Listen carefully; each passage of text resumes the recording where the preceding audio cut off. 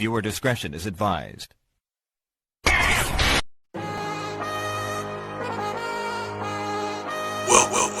to Heel Shit.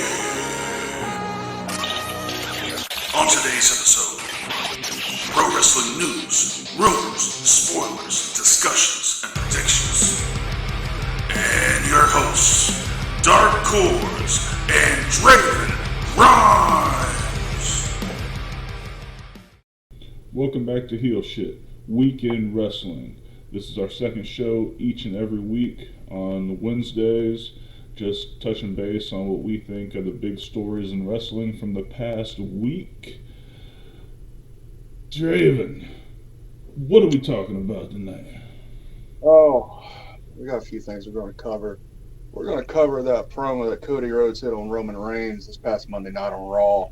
That shit hit deep. Another thing we're going to cover, the Four Pillars angle that AEW is finally starting to go with after how fucking long? Jesus Christ, that needed to finally culminate in something. The fact that Sami Zayn and Kevin Owens are officially on the same page, and as of Monday night, they will be facing the Usos for the Undisputed Tag Team Championships at WrestleMania. But to start the show off, remember episode 1 when we did the Elimination Chamber review, and I went on this little tirade on a particular YouTuber. Fuck Logan Paul, okay? Fuck that piece of shit. Fuck him and everything that he fucking stands for. He is now this week's Brian Cage. I'm gonna fucking bury this motherfucker as deep as I can go, and then bury him just that much deeper. The motherfucker should not be on fucking Monday Night Raw. The motherfucker should not have a microphone. The motherfucker should not be wrestling anywhere. Yes, he is talented as fuck, but he's so fucking disrespectful to this goddamn business. Do you have anything you need to say about this? Yeah. Or do I keep going for the next 10, 15 minutes? Oh, no, I've got plenty to say, alright? Because I'm listening, but I'm fucking furious at this shit. fucking, I am 100% fuck Logan Paul right now, alright? The way he trampled all over Seth's entrance on Monday, the way this whole shit about him as a one-punch knockout artist, this motherfucker throws a punch like he's throwing a baseball, alright? Mm-hmm. He's got no technique. There's not a dude in the WWE that he can knock out for real, alright? None of them. Rey Mysterio would take that shit and smile at him. I'm sorry. This guy, God, if he beats Seth at Mania, I'm going to lose my fucking shit. Alright? Which is entirely possible considering how the Christians did. Yeah. But what does that do to Seth Rollins? What does that do to his fucking stock? Exactly. All it does is fucking bury him. All it does is put him lower on the fucking card when he should be right up there in the top 3 contenders for the WWE title.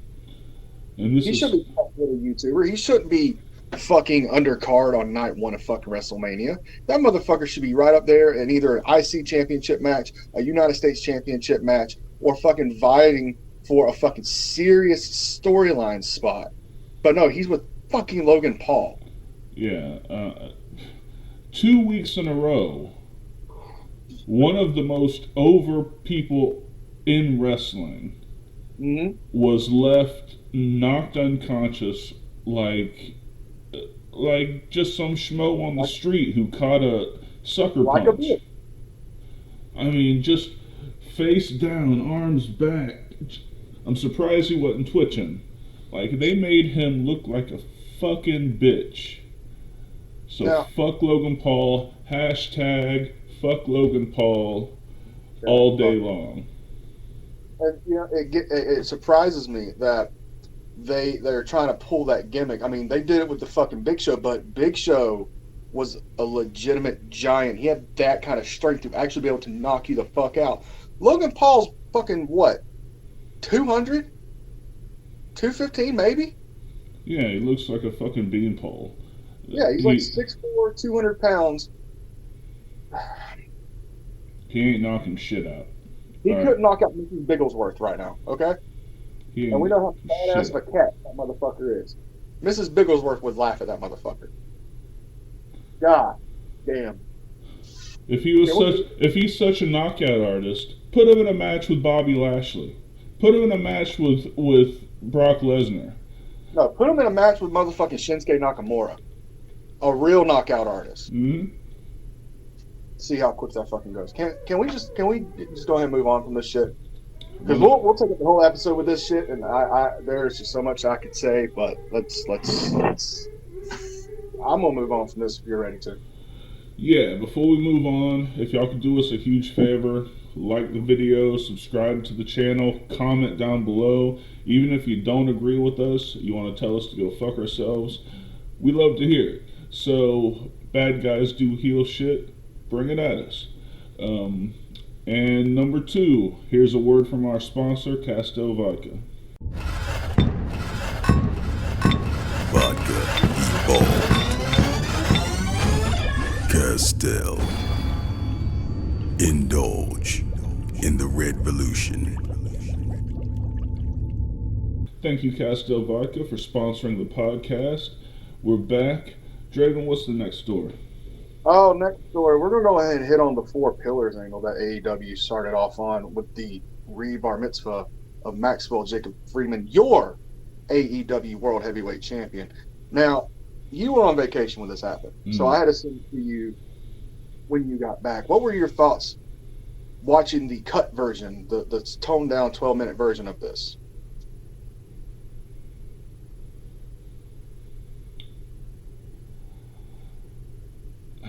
I don't know. I don't like that kind of shit. Like, I don't like weddings. I don't like birthdays. I don't like any of that shit in a wrestling ring. So, them bringing up a bar mitzvah, the bar mitzvah, that's not how shit works. I know quite a bit about the Jewish religion. Alright? Not gonna say what my religion is or who I might be married to's religion, but trust me, I know the Jewish faith. There's no such thing as a bar mitzvah. You don't get to go back to being 12 and have a bar mitzvah at 13. Okay, so let's take out the bar mitzvah gimmick of it. The actual promo from when Jack Perry came out to Sami to Darby. Just from that on, the actual fucking promo, how did you feel about that?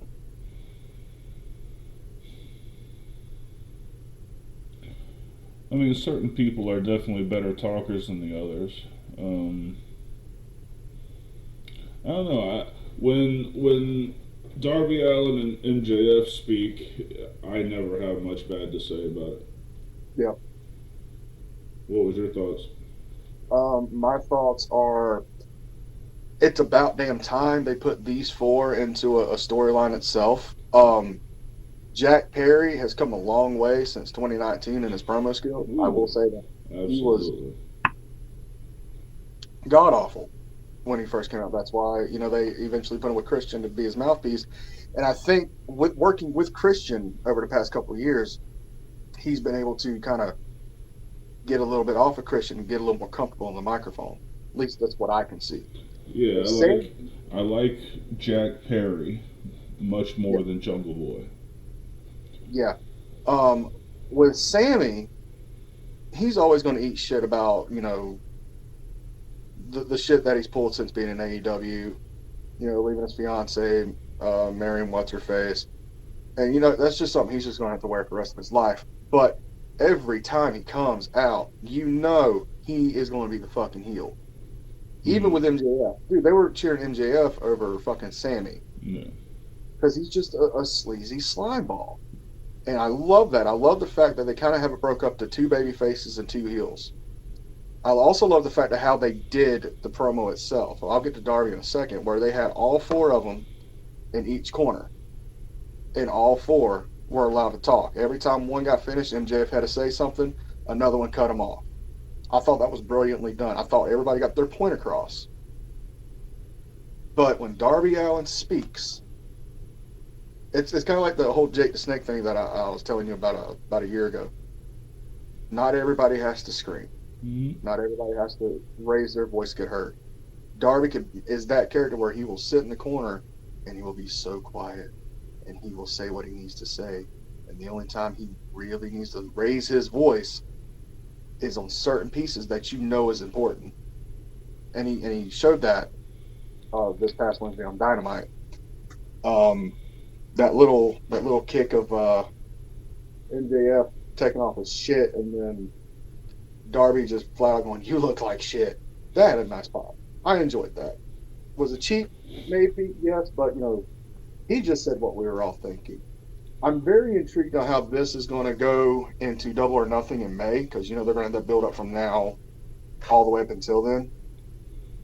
And the fact that they have their 4 homegrown guys with the most important title in that company, it's going to take all of them and it's going to push them up to the next level. Mm-hmm. MJF is already up here. He's almost God tier in AEW. And that's where he's going to get pushed if he goes over, which I think he will. But it's going to push Jack Perry up to where he needs to be. It's going to push Sammy Guevara up further than he ever could be with Chris Jericho at the point. And Darby Allin, he's like right there neck and neck with MJF anyway. So it's going to be really interesting to see how them two come out of this after the Fatal 4-Way. Oh, yeah, absolutely. You're right on the money about Darby. That's always been my promo philosophy. I mean, I've used that as, the caption when I post promos sometimes is, you don't have to speak loud to speak volumes. Yep. There's, certain guys can do that, and I applaud those guys. Absolutely. So, yeah, no, when did they say the Fatal 4-Way was? They haven't announced it yet, but I'm putting it out there. They're probably going to do it at Double or Nothing in May. I would imagine so. Because they're going to do a big story blow off until the next pay-per-view. Yeah. No, that makes sense. Speaking of Dynamite, I didn't watch it. Any other word about Bryan Danielson? Nothing yet. I ain't seen anything about it. There was, however, a little Easter egg going on where between the Elite and the House of Black, to where Adam Page actually interfered in one of the little segments. So they're kind of like building up. Is Hangman going to come back to the Elite? Is he going to stay away? It's going to be real interesting to see where this goes. Okay. Yeah. I mean, I think as far as long-term storytelling goes, AEW has a great track record. They know how to put stories together. It's not completely homerism when Uncle Dave praises Tony for his booking and his storylines. I think it's definitely warranted. But speaking of the other side of the fence, tell us about Cody's promo on Monday. Oh my God. So I didn't catch this live. I caught it. We're recording Tuesday. We put this out on Wednesday. I caught it this morning first thing. And he's on fire. Cody is the hottest he has ever been. Whether it be AEW, WWE, New Japan, Ring of Honor, wherever he's been. Yep. They brought up some sour shit. They brought up the whole Stardust angle. They brought up the fact that Cody left WWE to quote unquote start another company down south. It got personal real quick. Until the point where Roman brought up Dusty. Cody flipped his fucking lid on that. Cody flat out said, "I'm so sick and tired of hearing my father's name. He's not going to come down to this ring and give anybody a bionic elbow. My brother works for another company. Let's quit talking about them. Let's talk about me. Let's talk about you. Let's talk about WrestleMania. Let's talk about the WWE Undisputed Heavyweight Championship. Because at the end of the day, that is what it is. It is you and me for those titles at WrestleMania. And I will be damned if I leave WrestleMania without those championships." Yeah. I mean, you're talking... Of course, it went on and on and on to where Cody was telling Roman basically, after WrestleMania, you don't have those championships anymore. Jay's going to leave you. What's going to happen then? Jimmy's going to leave you. What's going to happen then? Solo's going to leave you. What's going to happen then? Your wise man becomes an advocate one more time. When you wake up Monday morning after WrestleMania, your island will no longer be relevant. And that chills down my spine to the point And they played it off so well. After Cody got done with that whole speech, Roman just dropped the mic and left. He just left. To the point where Solo stayed in the ring, and Roman had to go get Solo out of the ring. Because he wasn't listening to fucking Roman. Beautiful fucking storytelling. I cannot wait until night 2 of WrestleMania to watch this. The whole thing about him, saying Solo isn't ready, and Solo had enough and tried to throw the Samoan spike, and Cody just kicked him in the fucking face. And he said he wasn't ready, and he showed he wasn't ready. But that stuff about when he told Paul Heyman to shut up and take a step back, Cody owns wherever he is. He is now, and I've noticed a slight change when John Cena came back, and he met Cody at the entrance ramp as he was leaving, and he told him, always reward them for their noise. Ever since that show, he has been much more, I work for them now. It doesn't matter what we say, it matters what they say. And I think that little change is going to put him on a tier that very few people have been. Well, he's going to be on that same tier that Roman is now, where Cena was, where Austin was. He's going to be in that elite class, no pun intended, of superstars in WWE that are for the fans. He's going to be the ultimate babyface of the 2020s. Yeah. Quote me on that. Come back to me in 7 years when it's 2030, and you tell me I was wrong. For Cody to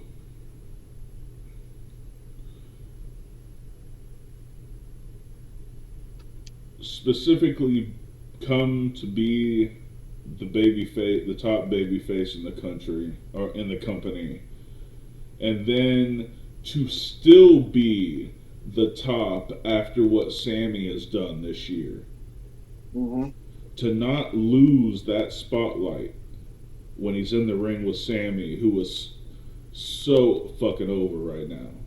Like, that's just a testament to how much people love Cody right now. And I mean, I think it's I think he beats Roman at WrestleMania. I think he holds the belt for at least until next WrestleMania. Well, how could he not? How could he not win the title? Roman is going 900 plus days.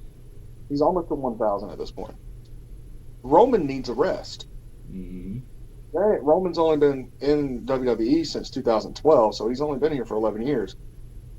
But due to his health issues with the leukemia, due to him constantly having to worry about those health scares, I could start seeing him winding down after WrestleMania, becoming a part-timer. He's earned that, in my opinion. Will he do it? I mean, that's up to him. Only he can make that decision.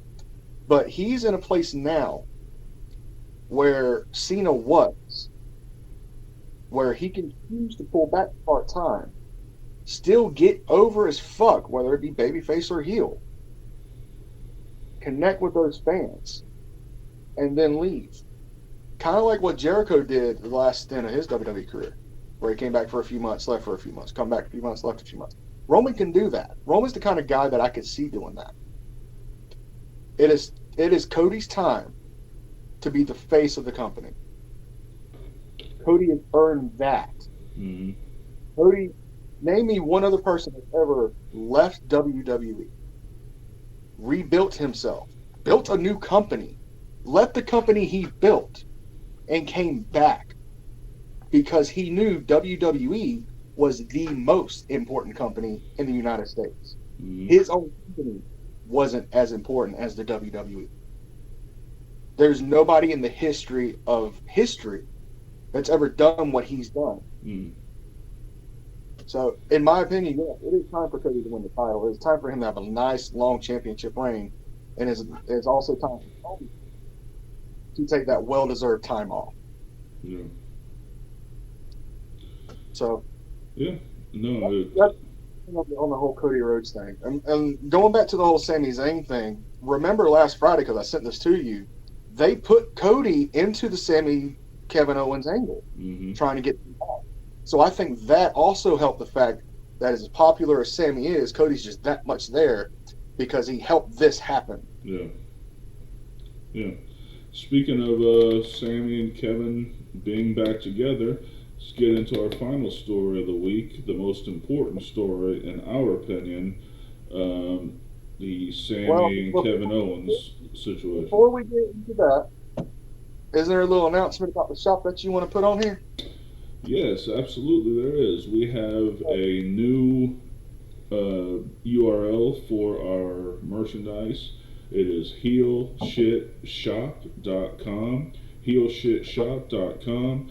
We got Heel Shit Podcast shirts. We've got Bad Guys Do Heel Shit shirts, hoodies, stickers, hats, beanies, everything. More merchandise to come. I actually just got notification before we went on air that all of my Heel Shit Podcast merchandise shipped out this morning, so I should have it in the next week or two. Great quality stuff. Dark Cordz has already shown you his stuff. He's also wearing the TFK stuff from the same people that makes our Heel Shit merchandise. Please make your voices heard. Make your opinions heard. HeelShitShop.com. Buy our shit. 100%. Buy our shit. Look, Bad Guys Do Heel Shit. There's going to be a slogan that everybody knows. You might as well jump ahead and get the original shit. I mean, correct. You might as well do it. All right. Final story. Usos, Owens, Zayn. Talk to us. Man, where do we go from this? Let's just go. Let's just recap it. Let's go back to the Rumble. Let's go back to where Sami finally got kicked out of the Bloodline for saving Kevin. Beautiful fucking story. Mm-hmm. They built Sami up from that to Elimination Chamber. Beautifully. He was the most over motherfucker I have ever seen in my life, and they did it in his hometown. He didn't win. He didn't need to win. Right. He just needed to survive, and he did that. And ever since, he has had that momentum carry him all the way through. And now, pulling Kevin back into this full time, not wanting to team up with Sami. And the reasoning behind it that he gave on Friday night, I didn't even think about, but once he said it, it clicked like a light bulb in my head. Why would I want to team up with you if you didn't even want to be my friend? That speaks deep to Kevin. Granted, it's all story. We all know it's all story, and this was all planned out. But the fact that everybody knows Sami and Kevin's relationship, right? In case you didn't know, Ring of Honor 20 years ago, El Generico and Kevin Steen. They've basically followed each other's careers from day one. So we all know their story. We all know they're the best of friends, basically brothers like we are. Mm-hmm. They're it's family. But once Kevin said that during that promo with Cody and Sami, everything clicked. It's like, I see why you haven't been wanting to, because it's been nothing but a business arrangement with Kevin trying to take down a bloodline. With Kevin, it's personal. And what Sami realized that, and what Sami, swallowed his pride and said what he needed to say, that pop Friday night when they hugged was just... Mwah. Bullshit. Dude, that little... It was months and months of build-up, finally blowing out, and it was worth waiting for. Yeah, that nuance about because if you dig one layer deeper, you have to connect the dots that Sami approached it like he did because he didn't think Kevin wanted to be his friend anymore. It wasn't that he wanted it to be business. He was going into it like Kevin doesn't like me, so let me appeal to the necessity of the situation. Exactly. And then, the moment they had outside at the car, and then when he came back, like, Kevin Owens is one of the most believable dudes in the business. I mean, Yep. he is the prize fighter. Yep. He is the average Joe of professional wrestling. You can believe anything and everything he does because he relates so much to the common man. Mm. Yeah, and he throws hands with the best of them. He is legit and believable. And when he came in and cleaned house on the Usos, and then that hug, the storytelling It was a feel-good moment. Yeah, storytelling was beautiful. And then we get to Monday, and they come out happy and smiles, and essentially goad the Usos into a title match at WrestleMania. And I'm still thinking, I still believe that Jay did that on purpose because he's still partly with Sami. I think I'm on the same mindset you are, but I don't think he's partly. I think he's fully with Sami. Okay. But it's like we discussed like a week ago or two. Jay is doing this to protect Jimmy. Because he saw Roman say that Jimmy's going to pay if Jay does not get back in the bloodline. So, like they've done so many times, brother is protecting brother regardless of personal beliefs. I think once they lose the tag titles, because it's time for them to lose tag titles anyway. What a better place than Mania? What a better pair than Sami and Kevin? They're going to lose the titles there. You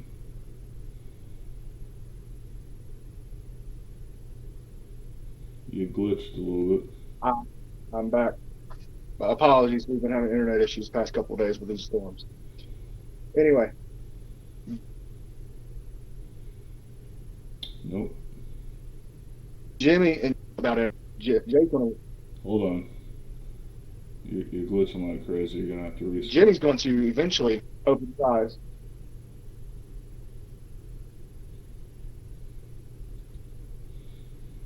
Alright. Something's going on with Draven's internet access. Can y'all hear me? You hear me now? I can hear you. Cool. Yes. Now we're good. Okay, so let's rewind real quick. We are live. Jay's going to leave, which eventually is going to cause Jimmy to leave, which eventually is going to cause Solo to leave. Basically what Cody said on Monday night. But it's all going to start when Jay purposely loses the tag belts at Mania. Once those tag team championships are gone, there's no relevance for the Usos to be in the bloodline anymore. Right. And we all know Roman's losing. So once all the titles are gone, what's left to do? Just break up. Come on. Let them all go their own way. Let Jay go for the WWE title for a while. He's earned it. Sure. Let Jimmy and Solo go for the tag titles if that's what they need to do. But Jay is the breakout person of the bloodline, and they sorely need him to get pushed to another level. Yeah. They did it a little bit in 2020 when they didn't really. So anyway, what I'm saying is once the tag titles are gone, once the WWE Championship is gone, the bloodline ain't really going to have a. Jay needs to be pushed to the moon after that as a babyface. If you need him to, and I'm not saying that because he doesn't have talent, because he has more talent than anybody else in that bloodline, in my opinion. Send him to NXT. Let him win the NXT Championship. Give him a good run there. Put him back on the main roster once everybody's kind of forgotten about the bloodline a little bit. Then for the title. That's how I put it. I like it. I do like the nuance how when Jimmy and Jay sat back in the back with Roman, how Jimmy was saying how he was so frustrated that he kept getting knocked with the Jay thing, and that he at the very end, like, Roman was getting pissed off because thought he was talking about him, And then Jimmy was like, I'll never forgive Sami. And then Roman kind of sat back. But everything that he said was what Roman has put him through.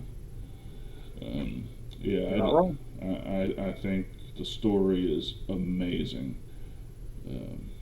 Good shit. Good shit. Good shit.